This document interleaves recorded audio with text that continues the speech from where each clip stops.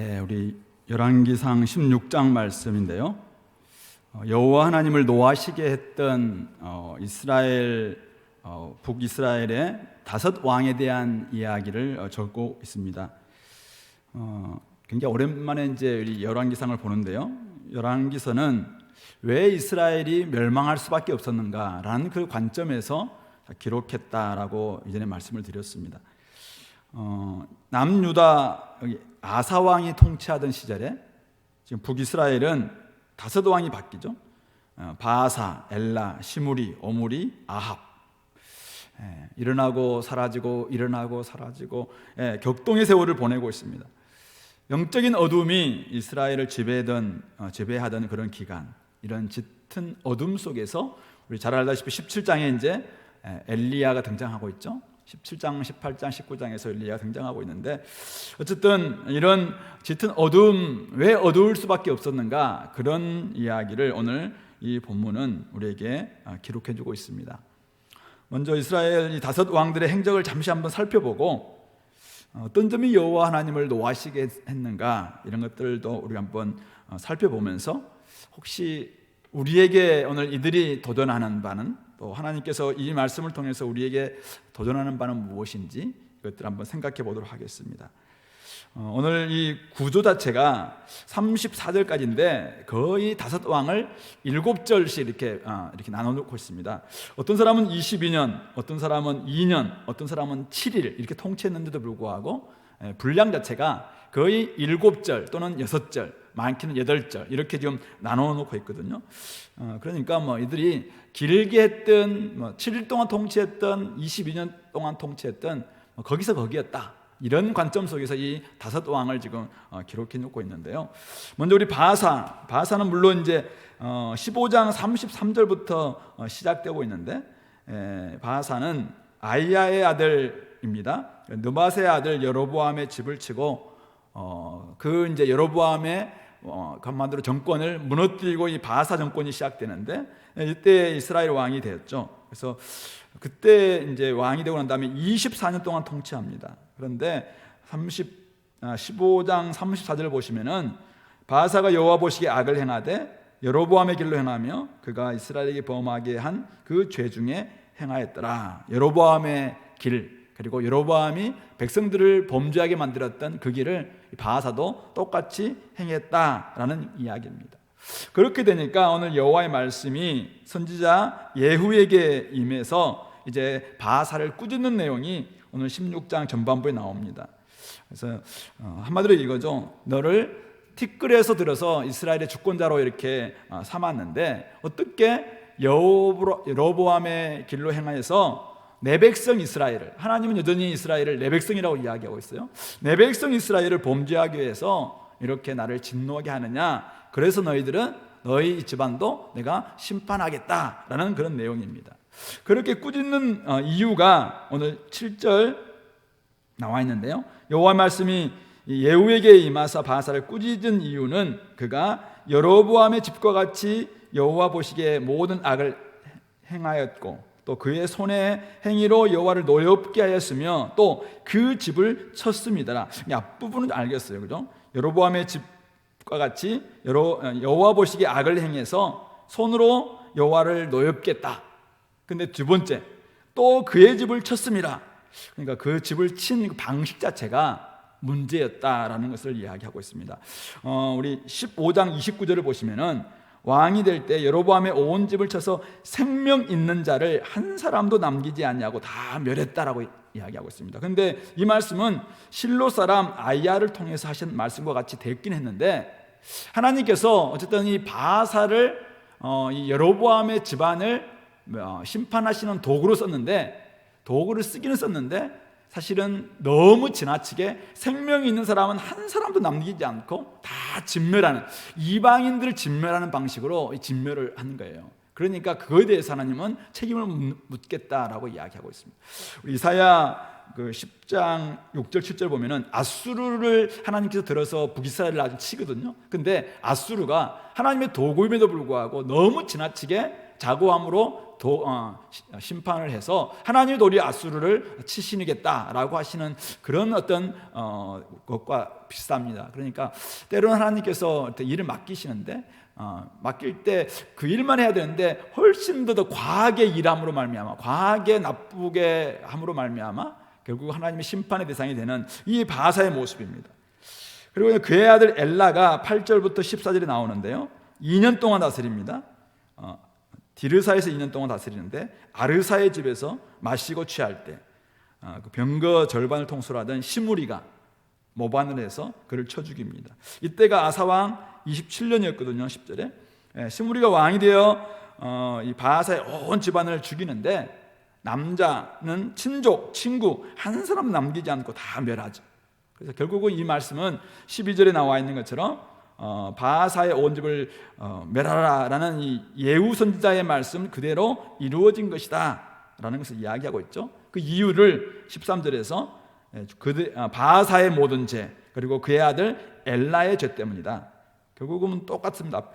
이스라엘을 범죄하게 했고 그들의 헛된 것들, 이 헛된 것들을 NIV에서는 헛된 우상으로 이렇게 표현하고 있습니다. 그러니까 결국 그들의 헛된 우상으로 이스라엘 하나님 여호와를 노하시겠기 때문에 결국 이 엘라도 바하사처럼 그렇게 심판을 받았다라는 내용입니다. 자, 그리고 이제 시므리가 나오죠. 시므리 15절부터 20절에 시므리가 등장하고 있는데 시므리는 디르사에서 7일 동안 왕이 됩니다. 백성들이 그때 이제 블레셋을 치러 기브돈으로 내려갔는데 이때를 틈을 타서 엘라 왕을 죽이고 정권을 탈취합니다. 쿠데타죠, 사실은. 군대 장관이 일으켰으니까. 이런 소식을 지금 정벌에 나갔던 백성들이 듣습니다. 이때 원래 군대 장관의 가장 높은 사령관은 오므리였거든요. 그래서 오므리를 시므리가 무슨 왕이 됐냐? 그러니까 시므리 오므리 좀 헷갈리긴 한데 어제 오므리가 당신이 왕이 되십시오. 그래서 이제 오므리를 왕으로 삼는 내용이 16절에 나오죠. 그렇게 해서 오므리가 이제 블레셋을 정벌하러 갔다가 다시 돌아와서 이 디르사를 에워쌀 때 시므리가 성읍이 함락된 걸 보고 왕궁에 불을 지르고 자기도 그 가운데 죽는 이런 모습을 오늘 7일밖에 왕이 못 됐거든요. 근데 19절 이렇게 된 심판받은 이유가 그가 여호와 보시기에 악을 행하여 범죄했기 때문이다. 예로보암의 길로 행하고 이스라엘에게 죄를 범하게 한 그 죄 중에 행했기 때문이다. 똑같이 앞에서 바하사나 엘라나 7일 동안 왕이 되었던 시므리나 똑같은 이유 때문에 이들이 심판받았다라는 내용입니다. 그리고 이제 21절부터 28절까지가 오므리에 대해서 나오죠. 오므리. 아까 우리 이야기했어요. 시므리의 모범 소식을 듣고 오므리가 이제 왕으로 추대됐는데 이때가 아사왕 27년이었거든요. 15절에 보시면은 아사왕 27년이었는데 이때 정복 나가지 않았던 다른 백성들은 오므리가 아니라 기나세 아들 디브니를 왕으로 세웠죠.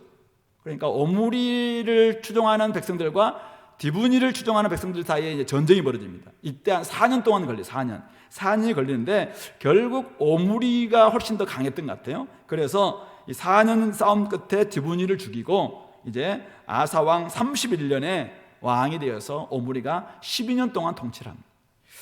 오므리의 업적 중 가장 중요한 것은 이 사마리아를 이제 세운 거죠. 사마리아 성읍을 디르사에서 사마리아를 옮기는데 그거 장면이 나오죠. 그래서 은 2달란트로 세멜이라는 사람에게서 사마리아 산을 삽니다. 그래서 그곳에 성읍을 만들고 이름을 세멜에서 샀기 때문에 사마리아 이렇게 명명했다라는 것입니다. 그러나 그 또한 25절 보면은 여호와 보시기에 악을 행하되 그 전에 모든 사람보다 더욱 악을 행하여서 또 여로보암의 죄를 행했고 또 그들의 헛된 것 우상들로 이스라엘 하나님을 노하시게 해서 심판받았다라는 내용입니다. 그리고 이제 오므리의 아들 아합, 우리 이제 엘리야 시대 때 왕이잖아요. 이세벨의 남편 아합이 등장하는데 오므리의 아들 아합은 아사왕 38년에 왕이 되어서 사마리아에서 22년간 다스립니다. 그런데 31절 더 이상 길게 행적도 별로 없어요. 행적이 뭐냐면은 30절, 31절 뭐라고 얘기합니까? 아합이 그의 이전의 모든 사람보다 여호와 보시기에 악을 더욱 행하여 느바세 아들 여로보암의 죄를 따라 행하는 것을 오히려 가볍게 여기고 이것뿐만 아니라 아예 여로보암의 죄를 아예 가볍게 여긴다는 거예요. 그리고 뿐만 아니라 엣발이라는 이 시돈 사람 엣발의 딸 이세벨을 아내로 삼습니다. 원래 그 시돈은 옛날에부터 다윗 시대부터 또 솔로몬 시대 때는 시돈, 두로 이런 사람들이 다윗과 솔로몬의 그 나라에 와서 여러 가지 일도 하고 막 이랬던 거거든요. 근데 그때까지는 우상이 이렇게 많이 안 들어왔던 것 같은데, 바로 이 시대가 되면은 지금 바로 엣발의 딸 이세벨을 아내로 삼고 바로 그들이 섬겼던 바알을 예배하기 시작합니다. 뿐만 아니죠, 바알의 신전에다가 바알을 위한 제단을 만듭니다. 그리고 33절에 또 아셀의 상을 만듭니다. 이거는 나무로 만드는 상인데, 하늘에 있는 천둥의 신이었던 바알과 땅에서 많은 다산과 그 다음에 열매를 많이 얻기 위해서 굉장히 거기에 이 아세라를 통해서 이제는 많은 생육하고 또 축복을 받는다라는 의미 속에서 아세라상을 만듭니다. 그러한 것이 이전의 모든 왕보다 심히 이스라엘 하나님 여호와를 노하시게 했다라는 이야기를 적으면서 34절을 기록하고 있습니다. 34절은 아합의 잘못이 아니죠. 히엘이라는 사람이 등장하고 있는데, 히엘이라는 사람이 여리고를 건축했는데 그 터를 쌓을 때 맏아들 아비람을 잃었고 성문을 세울 때 막내 아들 수굽을 잃었다. 그러면서 이제 그렇게 한 이유가 여호와께서 눈의 아들 여호수아 올라가서 이제 가나안 땅을 정복하던 여호수아에게 여리고를 징벌하고 난 다음에 하나님께서 여리고를 다시 한번 세운 사람들은 심판 받는다, 이런 말씀을 주셨거든요. 저주의 말씀을 주셨는데 그 말씀이 지금 한참 지났거든요. 그런데 그 시대에 이 베델 사람 히엘이 결국 그 하나님 말씀을 기억하지 않고 결국 어김으로 말미암아 이런 일이 벌어졌다. 이런 이야기를 마지막에 적고 있는 이유가 뭐냐, 바로 이 시대가 그런 시대였다는 것입니다. 하나님 말씀이 임했음에도 불구하고 전혀 말씀에 따라서 살지 않고 이전에 주셨던 말씀도 순종하지 않음으로 말미암아 결국은 이렇게 심판받았다. 어떤 분들은 이 히엘이 두로의 또 시돈 사람들의 그 신앙을 받아서 이 맏아들과 막내 아들을 인신 제물로 드렸다라고까지 해석하시는 분도 있더라고요. 그런데 성경은 정확하게 그렇게 나와 있지 않는데 어쨌든 하나님 말씀을 이 어김으로 말미암아 이렇게 심판받은 내용으로 등장하고 있는 것이죠. 이것이 오늘 16장에 나오고 있는 이 다섯 왕의 행적입니다. 행적이 뭐가 있습니까? 다른 이야기, 물론 오므리 같은 경우는 이제 도읍을 옮기고 사마리아가 이렇게 건축했다라는 이야기가 중요한 행적이 있습니다만은 다른 것들은 전부 다 죄에 범했다 이죠. 그래서 하나님 심판받았다. 이게 오늘 이 다섯 왕이 거의 6절에서 8절, 7절을 차지하는 7일 동안 다스리는 왕부터 아까 24년 동안 길게 다스린 왕까지 똑같이 거의 6절, 7절에 걸쳐서 이렇게 평가하고 있는 것입니다. 자, 오늘 이런 북이스라엘이 얼마나 지금 어둠의 시대인가라는 것을 보여주고 있죠. 이런 시대 때 17장에 가면 이제 바로 아합의 시대 때 바로 엘리야가 등장하고 있는 것입니다. 아주 짙은 어둠 가운데 있을 때 하나님의 말씀으로 그 어둠의 시대를 이제는 비추었던 하나님의 선지자가 등장하고 있는 그것들을 보여주기 위해서 얼마나 북이스라엘이 짙은 어둠이었는가라는 것을 보여주고 있는 장면이 이 16장의 내용의 어떤 문학적 장치가 아닐까 이렇게 생각해 봅니다. 자, 우리 이 왕들이 오늘 우리에게 도전하는 메시지가 무엇인가, 한 여러 가지 있겠지만 한 세 가지만 한번 생각해 보겠습니다. 먼저는 이들은 공통적으로 여호와 하나님을 노엽게 하는 왕들입니다. 그 노엽게 한 이유가 뭔가요? 여호와 보시기에 악을 행하였기 때문이라는 것입니다. 다섯 왕, 공통적으로 선함을 찾아볼 수 없는 악한 왕들이었습니다. 악함을 경쟁이라도 하듯이 악을 저지릅니다. 죄를 범합니다. 그리고 이스라엘 백성들을 범죄하게 만들었습니다. 악은 더 큰 악을 낳고 있습니다. 악의 확대 재생산과 같습니다. 근데 왜 이들이 악을 계속, 이 정도 되면은 그렇게 심판받고 또 심판받고 이렇게 하면은 끝날 법도 한데 왜 이게 끊어내지 못하고 있을까요? 그 근본이 뭡니까? 그들의 지금 이스라엘의 근본적인 죄는 여로보암의 길입니다. 하나님께 예배하지 않고 하나님을 중심에 두지 않고, 물론 그들은 여호와 하나님의 믿는 신앙을 떠나지 않았던 사람들입니다. 그런데 여전히 그들은 남쪽에 있는 예루살렘 성전에 가지 않기 위해서 북쪽에다가 그들은 단과 베델에 금송아지 우상을 놓고 그것을 통해서 또 다른 율법과 어기면서 다른 레위 지파 사람들 아닌 사람들을 제사장으로 세우기도 하고, 또 7월달이 아닌 8월달에 또 그들은 초막절을 지내기도 하고, 이런 식의 말씀을 다 변개했던 이런 모습들이 여로보암의 길이었는데, 그 길을 바꾸지 않았다는 것이죠. 그 길이 이미 지금 어긋나 있는 모습이죠. 어긋나 있는 그 길 위에다가 뭔가를 쌓아본들, 이미 죄악의 깊은 근본 자체가 지금 아예 죄인데 그 위에다가 자꾸 뭔가를 쌓아본들, 그것은 죄에다가 쌓는 것과 진배 없는 것입니다. 그러니까 결국 하나님 보시기에 그들은 악했다라고 말씀하고 있는 것이고, 악은 더 심한 악을 불러오는 이런 모습들 될 수밖에 없었다는 것이죠. 그러니까 여호와 하나님의 진노, 여호와의 노하심을 받을 수밖에 없었던 것이죠. 오늘 우리에게 도전하는 바가 무엇입니까? 죄 문제 해결하지 않고, 죄가 있어요. 죄 문제를 해결하지 않고 죄를 가만히 두면 죄가 흐릿해질까요? 오늘 우리에게 어떤 죄가 있어요. 원죄이든 자범죄이든 죄가 있습니다. 근데 이 죄 문제를 해결하지 않았어요. 용서를 받지 못했습니다. 그런데 이것이 가만 두면은 죄가 흐릿해지고 그냥 사라질까요? 그렇게 보일 수 있어요. 우리가 이제 오물이죠. 오물을 이렇게 물에 넣으면 오수라고 하죠. 오수. 막 이렇게 넣으면은 나중에 딱 놔두면 오물이 싹 가라앉습니다. 가라앉아. 그러면 이 물이 오수가 아니라 우수처럼 보여요. 좋은 물처럼 보입니다. 그러나 잠시 보면은 여전히 이 물은 오수죠. 오수. 이게 오물을 버리지 않는 이상, 오물을 건져내서 없애지 않는 이상 여전히 그것은 오수에 불과합니다. 오늘 우리 삶 가운데서 죄가 있습니다. 죄가 있어요. 근본적인 죄가 있습니다. 근데 이 문제가 해결이 안 됐어요. 그런데도 불구하고 가만두면은 내가 요즘 죄 안 짓는 것 같기도 하고 막 이렇잖아요. 근데 잠시 숨겨져 있을 뿐이죠. 어떤 경우는 이게 죄가 죄로 여기지 않습니다. 죄에 대한 민감성이 떨어지는 거예요. 죄에 대한 감각도 없어집니다. 그래서 나중에는 내가 왜 죄인이야? 이렇게 이야기하죠. 우리는 근본 자체가 좀 잘못되어 있고, 근본이 이미 하나님께 떠나 있어서 생각하는 것도 계획하는 것도 다 악할 뿐이라고 성경은 이야기하고 있는데, 우리는 그것을 죄로 여기지 않는 것입니다. 난 저 사람보다 조금 더 낫다 이거죠. 나는 저 사람과 좀 다르다. 하나님 보시기에는 이미 죄인인데, 하나님은 이미 어긋나 있는 길로 가고 있어요. 하나님의 관역에서 지금 벗어나 있는데도 불구하고 자기들은 아니라는 거예요. 아니라는. 변증법에서 그 악화가 양화를 구축한다 이런 말 있잖아요. 예, 악한 것이 좋은 것을 다 사실은 주관할 수밖에 없어요. 근데도 불구하고 우리의 삶은 그냥 죄의 문제가 있음에도 불구하고 이걸 해결하지 않아요.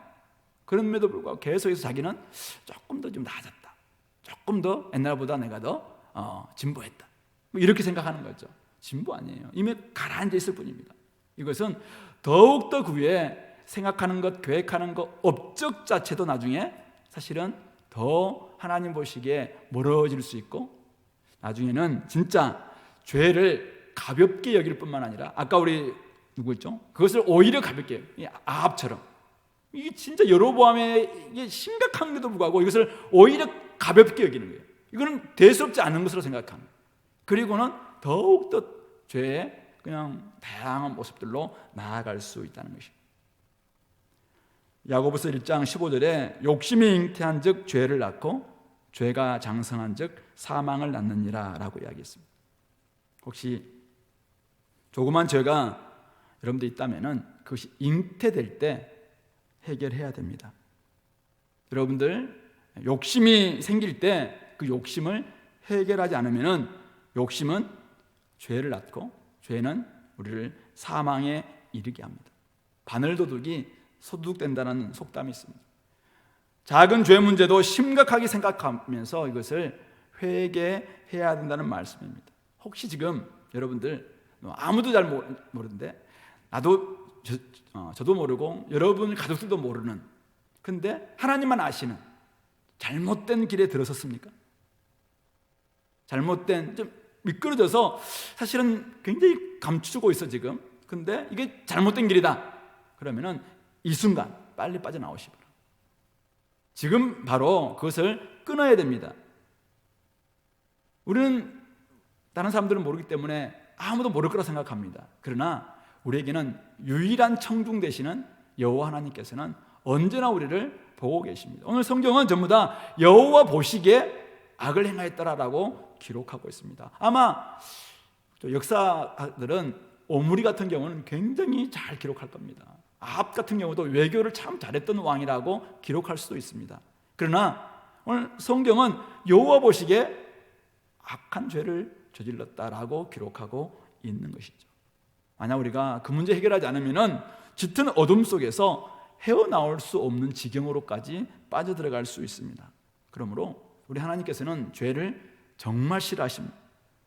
죄 문제 이거 빨리 해결하면은 우리 주님께서는 진짜 기뻐하실 거예요. 그러나 여전히 그것을 그냥 가라앉아 있기 때문에 없다고 생각하고 그냥 자기는 괜찮다, 옛날보다 내가 조금 더 나아졌다. 근데 여전히 그린 조금 흔들면은 바로 탁 튀 나오는데요. 그러므로 빨리 벗어내길 바랍니다. 그리고 사람들에게 죄를 버리라고 경고해야 합니다. 여러분들 혹시 죄를 짓고 있는 사람을 알고 있습니까? 죄 문제를 가지고 여전히 씨름하고 있는 사람들 알고 있습니까? 그렇다면 죄를 가지고는 결코 하나님을 기쁘시게 할 수 없다라는 게 낫고, 하나님은 미쁘시고 의로우신 분이십니다. 얼마든지 우리가 예수 그리스도의 이름을 의지해서 나아가서 회개한다면 우리 하나님께서는 다 용서해 주시는 분이세요. 그런 엄청난 길을 알고 있음에도 불구하고 그냥 여전히 죄를 가지고 씨름하고 있고 죄를 놓지 않고 있다면 그런 사람들에 대해서 명확하게 지적해야 합니다. 하나님의 관역에서 벗어난 이 모든 것들은 죄다라는 것을 우리가 깨닫고, 욕심, 마음, 육체가 원하는, 또 이 세상 풍조 따르는 것, 이런 모든 것들은 죄와 허물로 말미암아 죽은 이전 상태의 모습인 것이죠. 그러므로 우리가 서로 우리 공동체가 죄에서 잘 벗어날 수 있도록 우리가 좀 점검도 하고, 그리고 격려도 하고, 빨리 벗도록 때로는 경고도 하고, 이렇게 해서 좀 경건한 공동체, 순결한 공동체, 성결한 공동체가 될 수 있도록 그렇게 만들어 가야 됩니다. 혹시 여러분들 가족들 중에서 아직도 이 죄 문제가 해결되지 않고 살아가는 지체들이 있다면 하나님께서 결코 그 부분들을 그냥 이렇게 용납하지 않는다는 사실. 죄를 고백하면 하나님은 다 용납하세요. 그러나 죄 문제를 여전히 감추고 있는 것을 하나님께서 기뻐하시겠습니까? 결코 그렇지 않습니다. 그러므로 빨리 고백하면 더 빨리 우리가 나올 수 있는 것이죠. 그러므로 오늘 이 왕들이 우리에게 도전하고 있는 게 이겁니다. 너희들도 빨리 잘못된 길로 갔으면 빨리 고백하고 빨리 길을 바꿔라. 이미 지금 다른 섬기고 있고 막 이렇게 하면서 내가 하나님을 막 잘 믿는 것처럼 해본들 이미 하나님께서는 어긋난 길이 있거든요. 그러므로 우리가 그런 부분들을 바꿀 수 있도록 해야 될 줄 압니다. 두 번째는 오늘 이들이 자신을 왕으로 세우신 여호와 하나님을 버리고 헛된 것들로, 아까 헛된 것들로 표현하고 있는데 헛된 우상으로 그 자리를 채웠다는 사실입니다. 그 결과 어떻게 됩니까?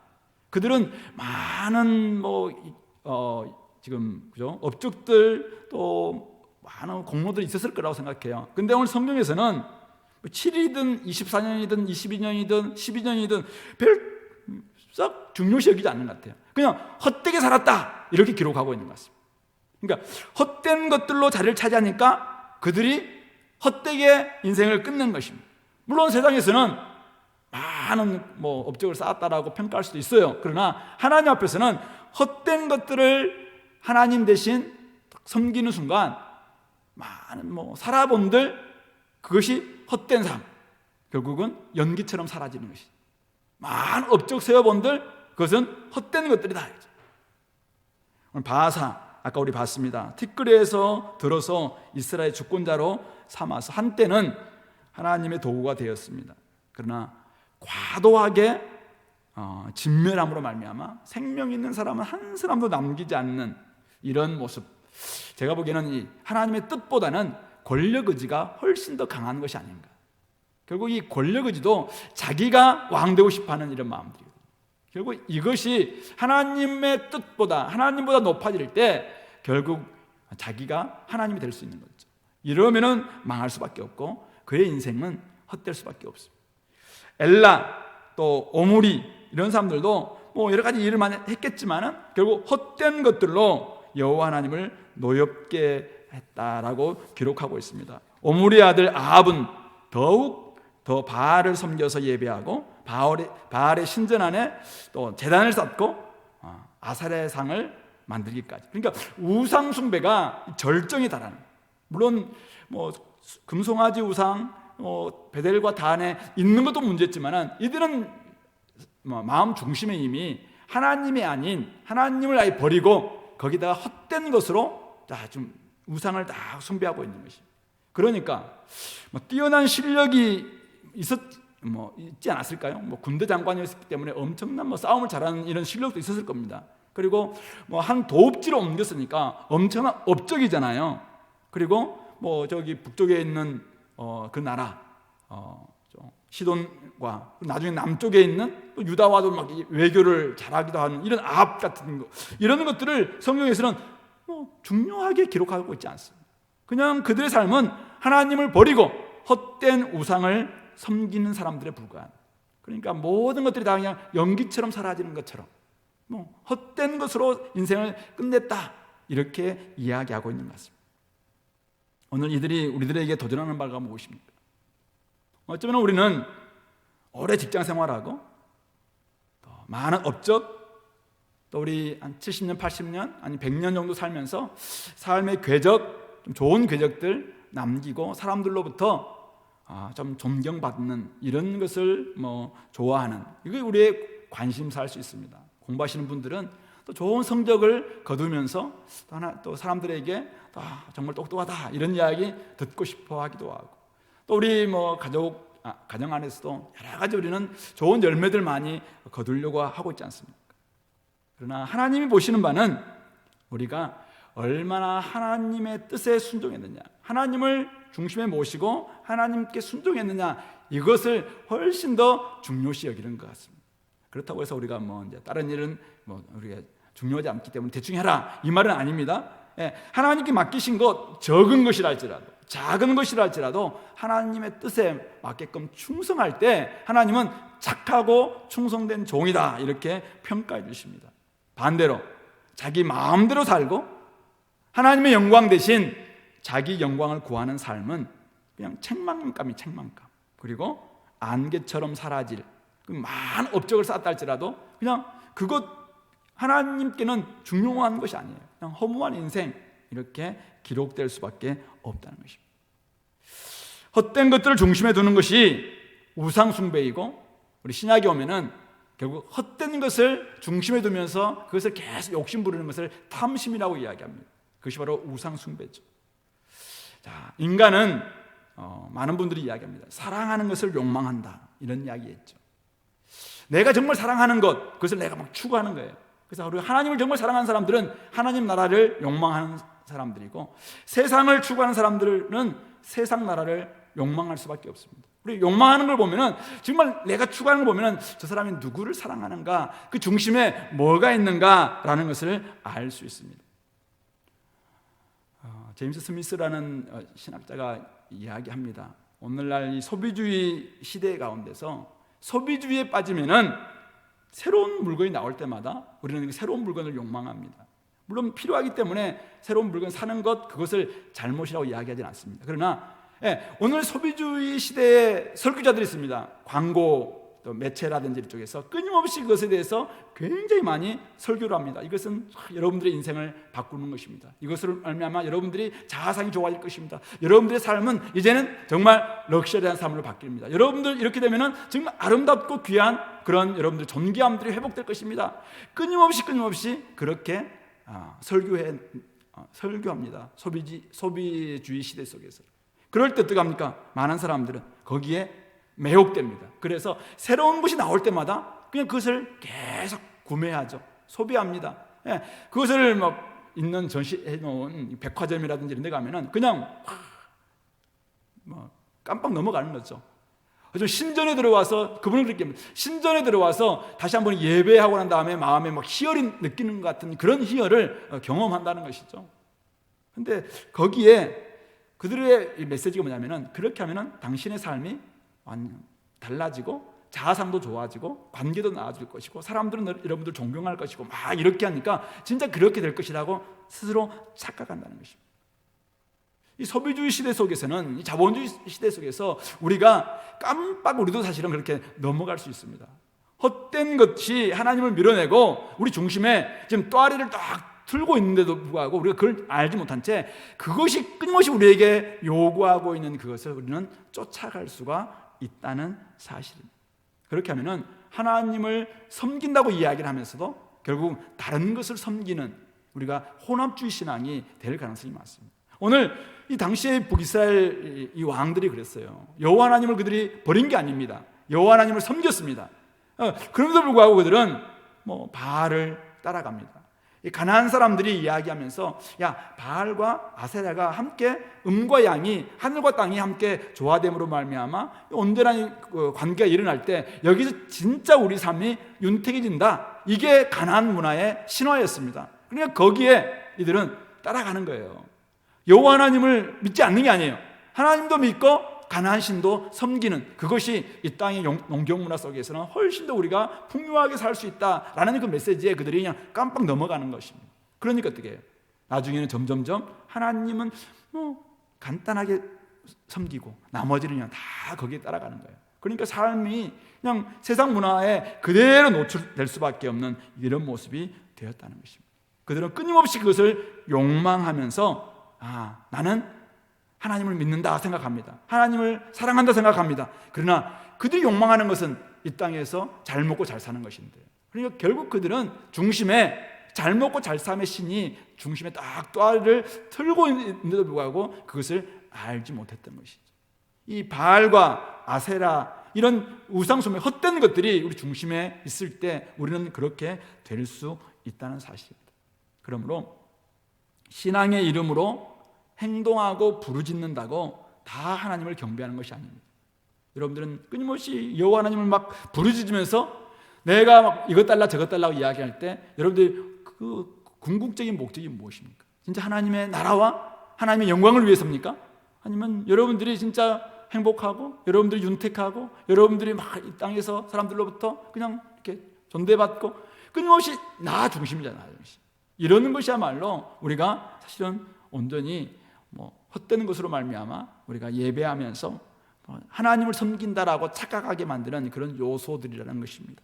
그러므로 혹시 오늘도 돈과 쾌락과 이 땅의 복, 그것을 위해서 하나님마저 이용하고 있는 것은 아닌지, 내 중심에 진짜 하나님의 사랑하는 이 마음들, 하나님만을 온전히 섬기는 이 마음보다는 하나님도 섬기면서 이 땅에 좀 더 많이 기울이면서 이 땅의 돈과 이 땅의 쾌락과 이 땅의 어떤 복과 이런 것들을 얻기 위해서 하나님 좀 우리에게 주십시오, 이렇게 하나님을 이용하고 있는 것은 아닌지 스스로 한번 돌아보시면 좋을 것 같습니다. 그렇지 않으면 우리가 진짜 혼합주의 속에서 오늘 우리가 넘어질 수 있다라는 것을 우리가 깨닫고 그렇게 나아갈 수 있기를 바랍니다. 마지막 한 가지는, 이들이 오늘 이 본문을 보시면은 1절이 여호와의 말씀이 하나님의 아들 예후에게 임하여 꾸짖으셨다 이렇게 나와 있고, 마지막 절이 마지막 뒷부분을 보시면은 여호와께서 눈의 아들 여호수아를 통하여 하신 말씀과 같이 되었더라 이렇게 나와 있습니다. 오늘 이 16장 전체가 하나님의 여호와의 말씀으로 시작해서 여호와의 말씀으로 끝을 맺고 있습니다. 그리고 7절에도 여호와의 말씀, 12절에도 여호와의 말씀이 등장하고 있습니다. 그 의미는 명확한 것이죠.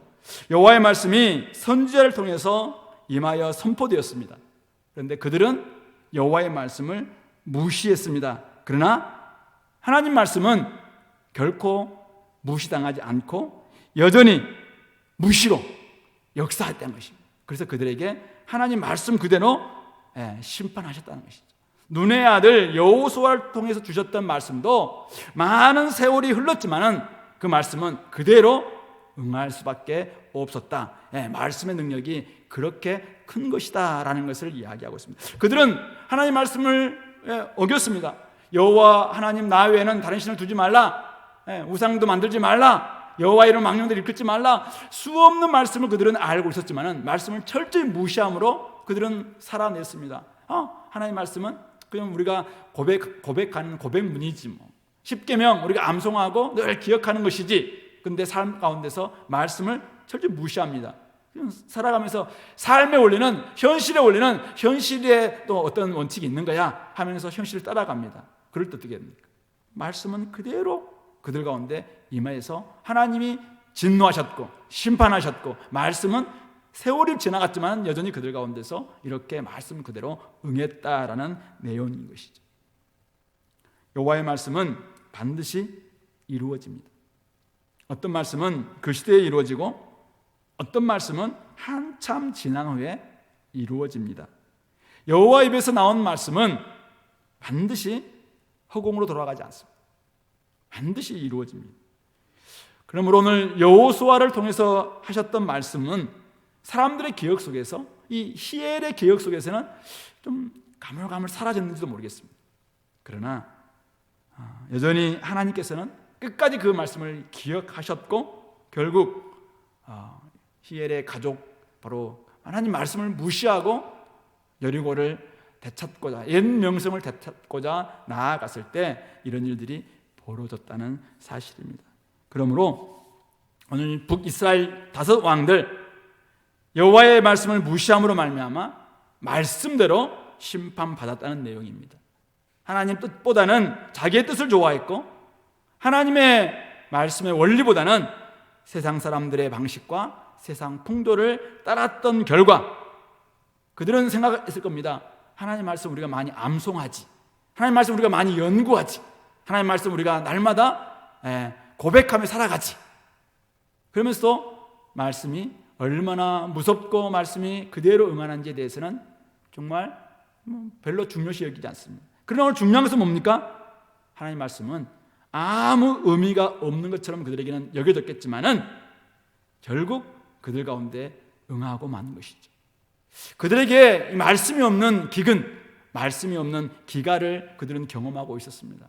그러나 하나님께서는 이런 악한 시대 속에서도 여전히 살았고 운동력이 있는, 활력이 있는 이 말씀은 그대로 이루어졌습니다. 말씀에 순종하는 사람들에게는 또 순종의 복으로 응하게 되고 무시한 사람들에게는 또 심판으로 이 말씀은 그대로 응하게 된다는 사실인 것이죠. 이 어두운 시대, 더 음란하고 악한 이런 시대, 오늘 우리가 살고 있는 이 북이스라엘의 5 왕이 살던 시대보다 훨씬 더 어둡고 음란한 이런 시대를 우리가 살고 있습니다. 다양한 진리를 따르고 눈에 보이지 않는 우상이 사람들의 마음을 빼앗고 있음에도 불구하고 그것을 알지 못한 채 살아갑니다. 어쩌면 성도들도 말씀은 막 넘쳐나는데 말씀의 권위를 무시하고 자기 뜻대로 살아가기 바쁜 그런 시대인지도 모르겠습니다. 아모스 선지자가 이야기하고 있는 것처럼 영적인 기갈이고 기근일 수도 있는 것이죠. 저는 이러할 때 우리 공동체, 우리 성도들이 어떻게 해야 될 것인가, 오늘 이 말씀을 통해서 오늘 예후 선지자가 오늘 보여주고 있는 것처럼, 그리고 다음에 우리 엘리야 선지자가 보여주고 있는 것처럼 오늘 우리는 이 말씀을 결코 무시해서는 안 된다는 것입니다. 오래전 말씀이라고 결코 우리는 무시해서는 안 됩니다. 2000년 전의 말씀이라고 이 말씀을 무시해서는 안 됩니다. 도리어 말씀을 무겁게 받아들여야 됩니다. 그 말씀 앞에서 자신을 바꾸는 결단 먼저 해야 됩니다. 그리고 그 말씀을 이 시대 가운데, 이 어둡고 악한 시대 가운데 말씀을 전하는 그런 선지자적인 그런 사명을 우리는 감당해야 합니다. 질문을 던져보겠습니다. 하나님 말씀은 살아 있음을 여러분들 믿습니까? 오늘 이 시대에도, 우리 시대에도 여전히 역사하는 능력이 있다, 여러분들은 그 사실을 믿습니까? 그렇다면 자기 뜻대로 살아가는 세상 가운데서 하나님 말씀은 여전히 진리다 라는 사실을 우리가 진짜 믿는다면 이 말씀에 대한 우리의 태도는 분명히 해야 됩니다. 달라야 됩니다. 하나님 말씀을 무시하면 하나님 말씀과 상관없이 살 수 있을 겁니다. 하나님 말씀이 아무리 막 강하게 우리에게 도전해도 말씀을 무시해요. 그러면 우리는 말씀과 상관없이 막 자유롭게 살 수 있습니다. 그래요. 한번 해보실래요? 마음껏 살 수 있어요. 근데 뭐냐면은 하나님 말씀은 여전히 무시당하지 않는다는 거예요. 우리는 하나님 말씀 무시해요. 근데 하나님은 말씀은 여전히 살아서 우리들 가운데서 역사를 합니다. 순종하지 않는 사람들에게 그거에 대한 걸맞게 역사하시고 무시하는 사람들에게 그에 따라서 역사하는 것이 이 하나님 말씀이 살아있다는 증거인 것이죠. 그렇기 때문에 하나님 말씀에 대항하다가 심판당했던 성경에 나와 있는 그 부지기수의 그 수많은 사람들, 이것을 우리 타산지석, 반면교사로 삼아서 오늘 우리 삶 가운데서 이 하나님 말씀을 그대로 우리는 순종할 수 있는 그런 모습이 우리에게 필요한 것입니다. 악을 경쟁하는 시대 속에서 우리가 오늘 우리 성도들인 저와 여러분들이 이 말씀의 진가를 드러내야 합니다. 어둠이 짙은 이 시대 속에서 예후 선지자 그리고 엘리야 선지자는 하나님 말씀을 그대로 전했습니다. 그 말씀은 그대로 확증되었고 캄캄한 시대에 빛을 발했습니다. 오늘 저는 우리 교회가 이 시대가 아무리 어둡고 이 시대가 아무리 음란하고 이 시대가 아무리 하나님의 말씀을 무시하는 시대를 할지라도 영적인 기갈의 시대를 할지라도 우리 성도들은 이 말씀을 정말 온전히 하나님의 권위 있는 말씀으로 인정하면서 이 말씀을 전하고 이 말씀을 지켜내는 그런 말씀의 사람들이 되어야 될 줄 압니다. 하나님 말씀에 대한 태도는 그 사람의 정체성을 검증하는 시금석입니다. 옛날에 내가 있던 선교단체에 제가 IBF맨이 있었고 IBF 팬이 있었습니다. IBF맨은 진짜 IBF를 사랑하고 그 안에서 자기가 헌신하면서 그냥 그 안에서 헌신한 사람들을 IBF맨이라고 이야기합니다. 근데 IBF 팬은 헌신하지 않으면서도 IBF를 되게 좋아하는 사람들이에요. 혹시 우리들 가운데서 말씀의 사람, 말씀의 맨이 있는가 하면은 말씀의 팬도 있어요. 말씀을 되게 좋아해요. 말씀 읽는 거 좋아하고 연구하는 거 좋아하고 막 암송도 좋아하고 근데 말씀대로 안 살아. 말씀에 헌신하지 않아요. 이런 사람들은 말씀의 맨이 아니라 말씀의 팬이에요. 좋아할 뿐이지 그거는 자기와는 상관이 없는 것이죠. 그냥 늘 막 팬덤까지 막 만들어내요.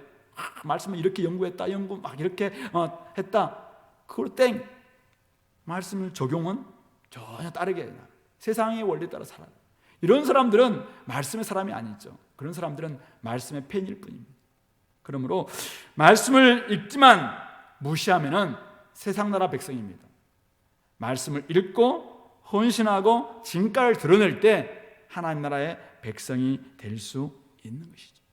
그럼 오늘 이 말씀을 좀 우리가 생각하면서 결국 여호와 보시기에 악을 행했기 때문에 그들은 하나님으로부터 진노를 받을 수밖에 없었다는 사실, 하나님 대신 우상을 섬겼기 때문에 헛된 것을 섬겼기 때문에 그들의 삶이 헛되게 끝날 수밖에 없었다는 사실, 하나님 말씀이 그들 가운데 던져졌지만은 전해졌지만은 말씀을 무시한 결과 그들은 무시했지만 하나님 말씀은 무시당하지 않고 말씀 그대로 그들의 역사에서 그들을 심판하고 또 그들에게 진노를 발했다는 사실, 이것을 우리가 기억하면서 오늘 하나님을 노하시게 만들었던 이런 사람들, 오늘도 여전히 하나님을 노하시게 만드는 사람들이 많은 영적인 시대 가운데서 우리가 어떻게 하는 것이 이 시대를 밝히는 길인가, 이것을 좀 깨닫고 다시 말씀의 사람들이 되어서 말씀을 증가를 드러내고 말씀을 그대로 전하고 말씀을 살아내는 그런 우리 공동체 될 수 있기를, 그래서 하나님께 좀 기쁨을 드리는 그런 공동체 될 수 있기를, 진짜 하나님 나라 백성 말씀의 사람들 될 수 있기를 말씀으로 권면합니다. 같이 한번 기도합시다. 오늘 이 말씀을 좀 기억하시면서 여호와 하나님을 노하시게 했던 이 북이스라엘의 다섯 왕들, 이들의 모습 처럼 혹시 나에게는 이런 모습이 없는지 좀 돌아봤으면 좋겠고, 저희가 있다면 철저히 좀 고백하게 도와주시고, 또 하나님이 아닌 다른 것들을 내가 좀 섬기고 있다면은 그것들도 좀 제거하고 이제 하나님을 중심에 모시게 도와주시고, 말씀을 제대로 좀 따르고 전하는 그런 말씀의 사람이 되게 해달라고 같이 기도하겠습니다.